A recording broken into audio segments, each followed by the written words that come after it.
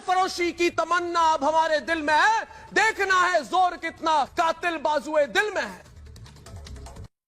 देशवासियों, आपसे मेरा ये वादा है आज कि मैं सच्चाई के साथ दूंगा। अस्सलाम वालेकुम मुहतरम नाज़रीन, इस्तक़बाल है आपका हमारे चैनल अल हिंद इस्लामिक ट्यूब पर।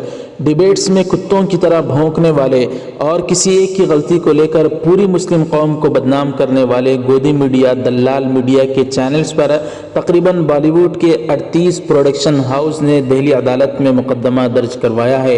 जी हाँ नाज़रीन, तकरीबन 38 के करीब फिल्मी इदारे, प्रोडक्शन हाउस जिसमें करण जौहर, यशराज, आमिर खान, शाहरुख खान और सलमान खान की निगरानी में चलाए जाने वाले इदारे शामिल हैं ने एक न्यूज़ चैनल और 4 सहाफ़ियों के खिलाफ हिंदी फिल्म इंडस्ट्री को बदनाम करने के खिलाफ अदालत में मुकदमा दर्ज करवा दिया है।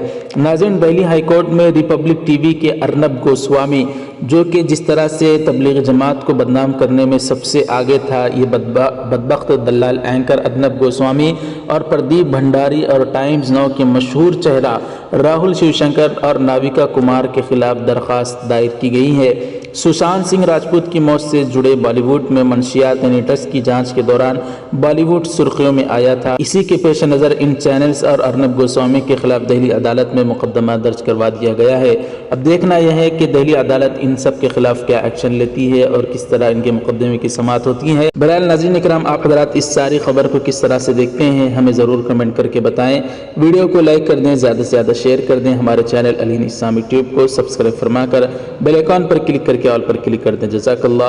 अस्सलामु अलैकुम व रहमतुल्लाहि व बरकातुहू।